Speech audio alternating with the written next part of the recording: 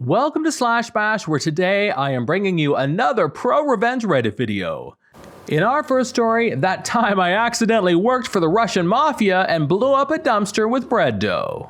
Let's jump right in. I'm a professional baker and have worked for various companies developing recipes and the like. I found a job at a local grocery store working super early mornings on their pastries for the day. There were usually a few other people there, one of whom was a mixer. Mixers typically follow a spec sheet with the weights of all the ingredients that they need to batch mix. It's kind of mindless work and doesn't require much thought. He was a young guy fresh out of his teens. We became fast co-worker friends and enjoyed chatting it up about baking, and I'd help him put our supply order away. Good times. One day, a woman with a thick Russian accent came in and handed us business cards. She told us whatever we're getting paid, her company would double it if we came to work for them. I scheduled an interview thinking this would be a great opportunity for me. It was a new grocery store concept, like a glitzy, glammy European-style Costco, whatever that means. When I went in for the interview, the place was literally still under construction. I met their lead baker and we hit it off right away. He warned me that the big boss had interesting tastes and we'd need to work with that. No biggie, more money, let's go. They hired us both, and over the next several months it was a really interesting and fun experience. The big boss, thick, burly Russian man to the point and perpetually angry, wanted this place to be like Costco, mass production of quality pastries. They were bringing in crazy amounts of new equipment, including folders, shapers, and injectors that were easily worth millions. We didn't have much equipment to start, and we were doing a lot of mixing in trash cans. Remember my mixer buddy? Well, he was working on the bread dough using spec sheets provided by our lead baker. Over time, they were bringing on more staff, and it was a lot of fun developing new recipes, experimenting with ratios, and figuring out how to get over constraints for the types of products the boss wanted. Did I mention that he was a butthole? Oh yeah. When he was reviewing some cheesecake I had made, he said, "Good job, sweetie." I came back with, "Miss, ma'am, or my name is fine." He scowled at me, and from that point on, he treated me like garbage. We brought other women on staff. I watched him hit on them. Some of the others were cool with being sexually harassed, I guess. This place was paying top dollar and they had to get in good with the big boss, right? So the stage is set here. Boss quickly turned his business into a game of Survivor. He'd fire people on the spot for whatever reason. One day, one of the people he sacked was our lead baker. It came as a surprise since he was developing all the recipes we'd be using. I inherited a lot of his notes, and his development work was divided between me and the mixer. So this whole time, Mixer was kissing Big Boss's ass pretty hard. He was seeing an open position with the lead baker gone, and quickly became invested in the idea of him running the bakery show and making some serious money. At the same time, my relationship with Big Boss was quickly declining. For example, I had him sample some cinnamon rolls I had made, and he came back with, "I hate these, they're terrible." What do you not like? We can change anything about them. The dough, the filling, the icing. "I don't know, I just don't like them." On a hunch, I gave some cinnamon rolls from the same batch to another lady there he had eyes for and asked her if she'd present them to him as her own. She offered him the same product I had given him minutes before, and he loved it. Anyway, I noticed that my notes were out of place one day, and a coworker informed me my mixer buddy was stealing my work and presenting it as his own. He was also approaching me and asking a lot of baking questions, which was fine, but I knew that his knowledge of industrial ratio baking was mediocre at best. He was a mixer. Following a recipe is all he knew how to do. Knowing this, I made a decoy copy of my notes, but this time I put really awful recipes with huge amount of salt or yeast.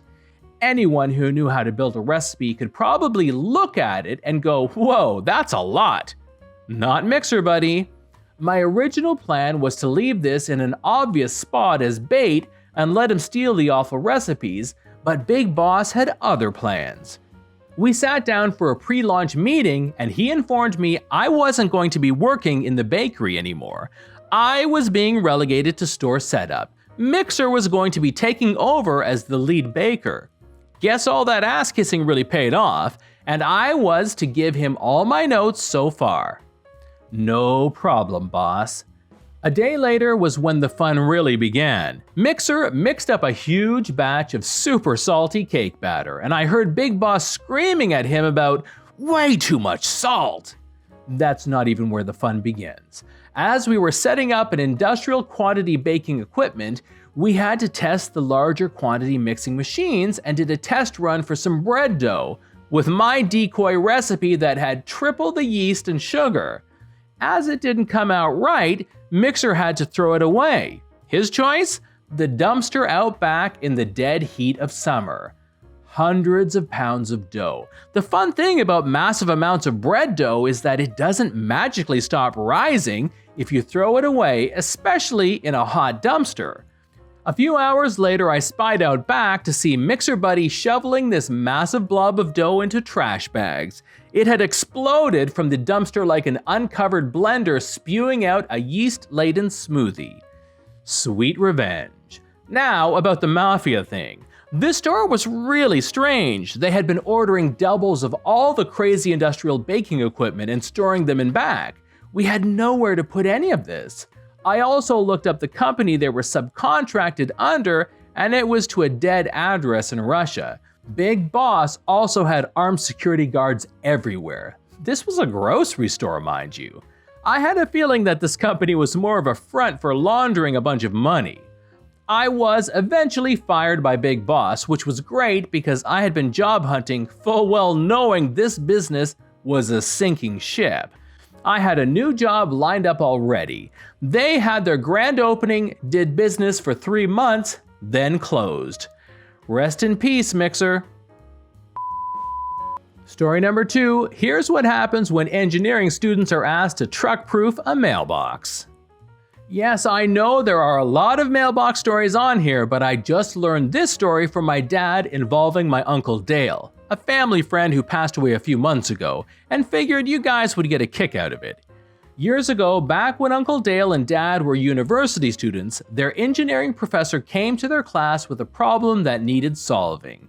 His mailbox was getting broken by someone driving by every night. He and his wife had put up something like 4 or 5 mailboxes, and all 4 or 5 times the mailbox had been knocked over by someone driving a red truck. This professor offered extra credit to any group of students who could come up with a truck-proof mailbox that not only fit with city regulations, but within a budget of $20, which back then was a good-sized chunk of change.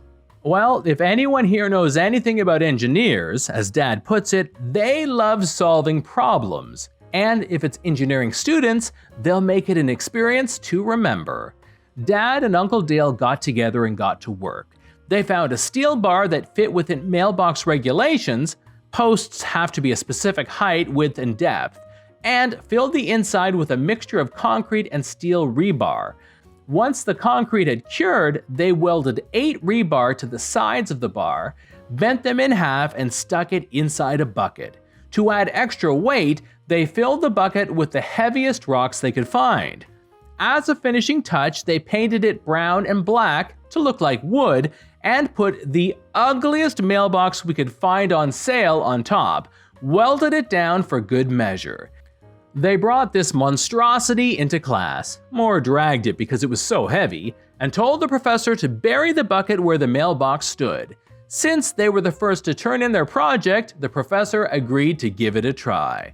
That night, the professor and his wife were awoken by a metallic bang, followed by a lot of cursing. They went outside and wouldn't you know it, there was that red truck speeding away, the mailbox still standing. At the base was a broken wooden baseball bat.